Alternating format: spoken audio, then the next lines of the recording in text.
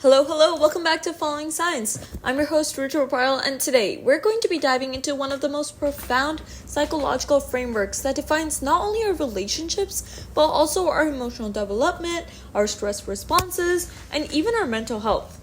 That's right, we're going to be talking about the attachment theory. So, how do the bonds that we form in the first few months and years of life ripple out to impact every corner of our adult relationships? From romantic partners to friendships, from how we react to conflict to how we cope with loss, attachment influences it all. And in this episode, we're going to go deep. I'm going to take you through the fascinating, intricate science behind attachment theory, its history, the groundbreaking studies that support it, and the way you can even change your attachment style to live a more emotionally balanced life. So, grab your headphones, get comfy, and let's start peeling back the layers of this essential psychological concept. Now, let's start with the origins. Now, I won't dwell on this too much because I know how fun history can be. Fun, am I right? Well, we still need to understand the history behind this theory because this is where it all stemmed from, which is why it's so necessary for us to know, because only then will we be able to connect it to how it affects us in the present. So let's get right into it. Now, let's start with the origins, obviously. Attachment theory was developed by a British psychiatrist and psychoanalyst named John Bowlby in the 1950s. Now, Bowlby was deeply interested in focusing on how the bonds between infants and their caregivers shape their future emotional lives. His focus wasn't just on the emotional side of caregiving, but also on the biological underpinnings of attachment. He believed that attachment wasn't just a product of social learning, but he suggested that it was evolutionary ingrained. Now, think about it this way. Humans are born more dependent and compared to most animals. So for our species to survive, infants need to stay close to their caregivers for protection, nourishment, and learning. This need for closeness isn't just about comfort, it's a matter of life and death. So over millions of years, humans developed a biological system, the attachment system, to keep us connected to our caregivers. Now, Bowlby's theory was based on observation that his attachment system helps ensure survival by prompting proximity-seeking behaviors. You can see this in infants who cry when their mother leaves the room and immediately calm down when she returns. Their biological drive is to stay near their primary caregiver because that proximity increases their chance of survival. But Bowlby didn't stop there. He suggested that the quality of these early bonds creates a template, or what he called an internal working model, that informs how we interact with the world for the rest of our lives. Our early experiences with caregivers create expectations, whether people are trustworthy, whether we feel worthy of love, and how secure we feel in the world. Now, what's fascinating is that Bowlby's work wasn't initially accepted. He faced criticism, especially from psychoanalysts of his time, who thought he was oversimplifying the complexities of emotional development. But that didn't stop him. Bowlby pushed forward, and soon his work gained widespread recognition, especially when his student, Mary Ainsworth, took his ideas even further with the ingenious experiment known as the strange situation test. Now, if you want to understand this attachment theory in action, we have to talk about the groundbreaking strange situation test. Now, in the 1970s, Mary Ainsworth designed this experiment to observe how children responded to separations and reunions with their primary caregiver. It sounds simple, but what this experiment revealed is a lot more complex. So, here's how it went down. A child, typically about 12 to 18 months old, was brought into a room filled with toys. The caregiver was with them, and then after a few minutes, a stranger would enter the room and the caregiver would leave, leaving the child alone with the stranger. A few minutes later, the caregiver would return, and the child's reaction was carefully observed. It turns out the way the child reacted to the caregiver's return tells us a lot about their attachment style. Ainsworth found that children fell into 4 main categories, each representing a different attachment style. Now, this is an attachment we see in children even today, so you can tell what type of parenting they've been given or what type of experience they had that early in their childhood. Now, one of the first attachment styles is secure attachment. These children were distressed when their caregiver left, but quickly calmed down when they returned. They showed that they trusted their caregiver to come back and meet their needs. About 60 to 65% of children fell into this category. And then there was the ambivalent attachment, or the anxious, resistant one. Now, these children became extremely distressed when the caregiver left and had a hard time calming down even after the caregiver returned. They might cling to their caregiver, but also push them away, signaling confusion or frustration to whether they like and trust their caregiver. And then there is avoidant attachment. These children didn't seem too distressed when the caregiver left. When the caregiver came back, they often ignored and avoided them. This doesn't mean that they weren't stressed internally, but physiological measures such as heart rate showed that they were, of course, but they had learned to suppress their emotions to avoid rejection. Now, you can imagine what type of lifestyle, what type of experience that child had to face very early on, and this might even be this might even be common in their family if that child is going through a lot, and if their parents are just up and leaving all the time, then they might learn to form this avoidant attachment style, which could carry on in the future and lead to bad inability to keep social relationships because they're not sensitive or they don't care as much because of their attachment style. And then we have to move on to the disorganized attachment. This was the smallest group and perhaps the most troubling. Children with disorganized attachment showed erratic behaviors such as freezing or seemingly confused when the caregiver returned. This attachment style is often linked to situations where the caregiver is also a source of fear, like in the case of abuse or trauma.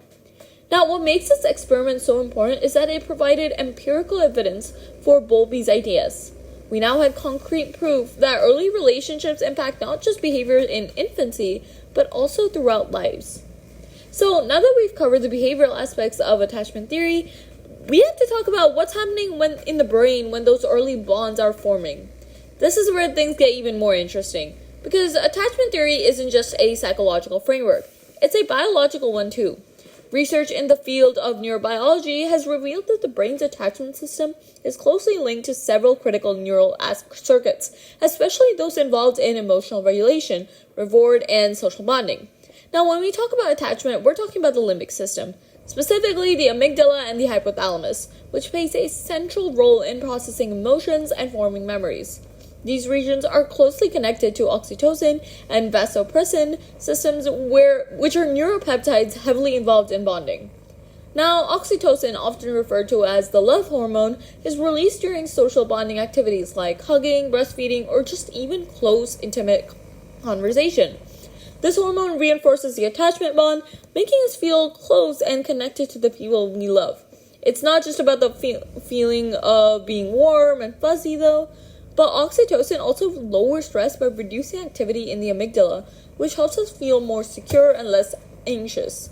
Now, interestingly, studies have shown that securely attached individuals tend to have higher baseline levels of oxytocin.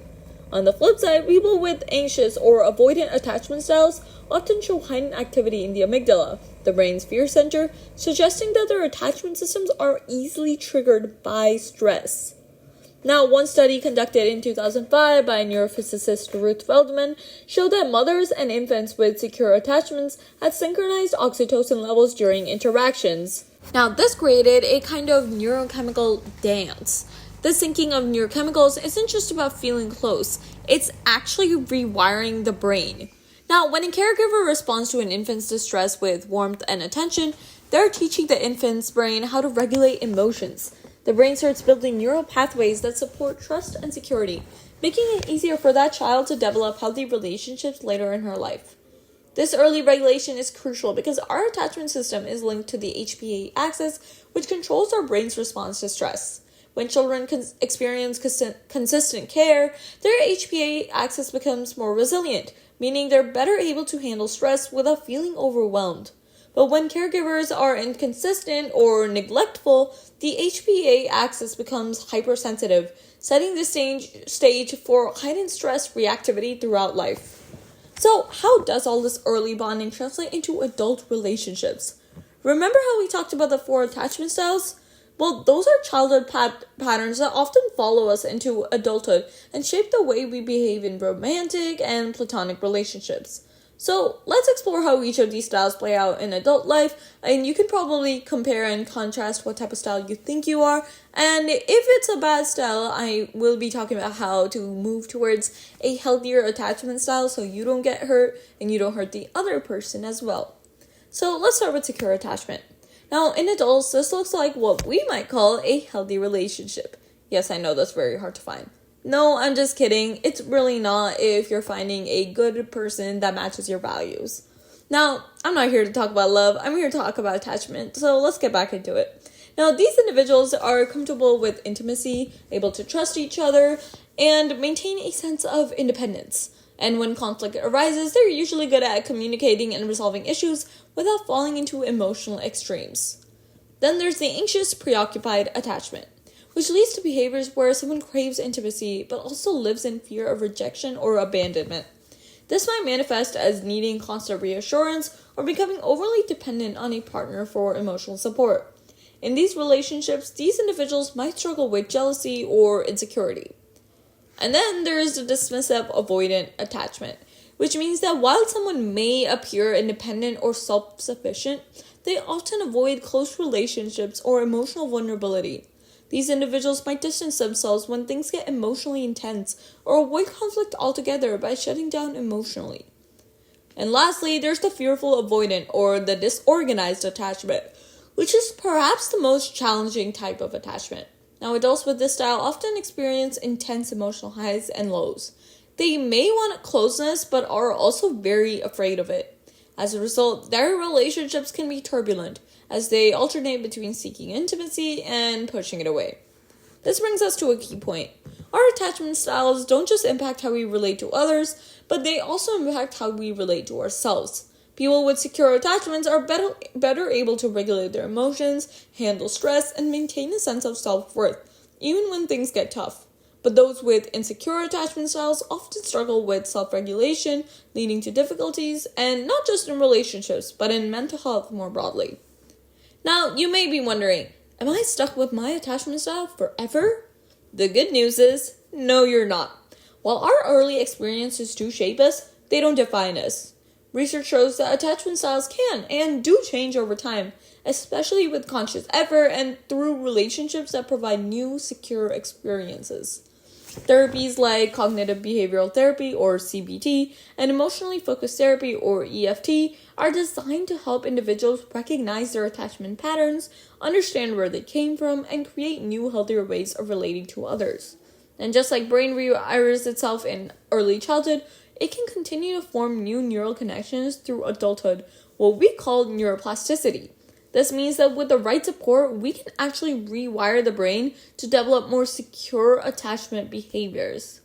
Now, of course, if you can't do CBT or EFT because it's just not a practical option for you, what I would suggest is literally go to Google, because Google's so smart, and search up different attachment styles or just listen to my video fully and figure out what you most relate to and figure out if that's healthy. If it's not healthy, what you can start doing is building a conscious awareness of how that attachment style translates into the relationships you have with others. Are you super avoidant? Do you run from intimacy? Are you super mad? Are you super insecure when something happens?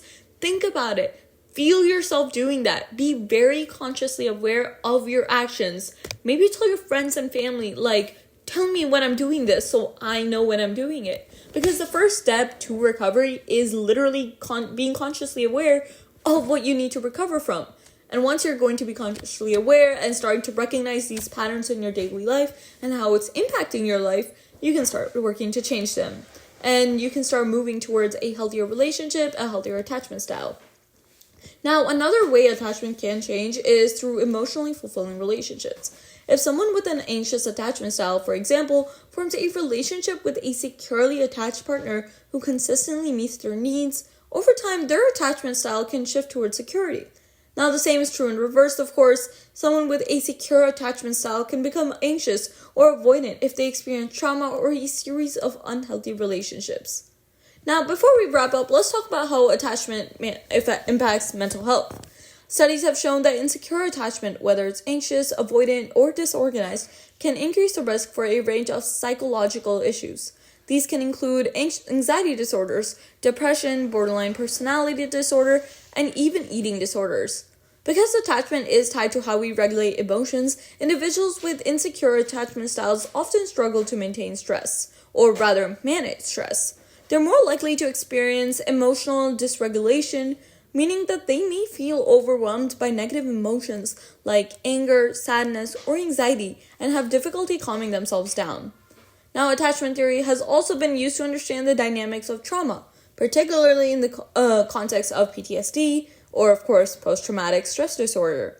Now, those who have experienced insecure attachment in childhood may have a harder time processing trauma because their emotional regulation systems aren't as resilient. Because, of course, when you've experienced trauma that early in your life, you're more likely to shut down, block everything out, not see people who can help you.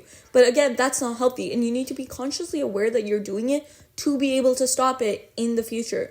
And of course, there's hope. As we've seen, attachment styles aren't set in stone. Therapy, mindfulness, self-awareness, and supportive relationships can all help people develop healthier attachment patterns, which in turn can lead to improved mental health. So, what can we take away from all of this? Well, attachment isn't just about our childhoods. It's about our entire lives. It influences how we love, how we handle stress, and even how we feel about ourselves. But the best part is, just like our brains, attachment styles can evolve. So, now as I wrap up this episode, I hope this deep dive into the science of attachment has given you new insights into why you relate to others the way you do, and how these patterns may be impacting your relationships and mental health. And remember, no matter what your attachment style is, change is always possible. Now, thank you all for tuning into Following Signs. If you enjoyed this episode, be sure to subscribe, leave a review, and share it with your friends. Stay curious, and until next time, keep following signs. This is your host, Ruto Parl, signing off.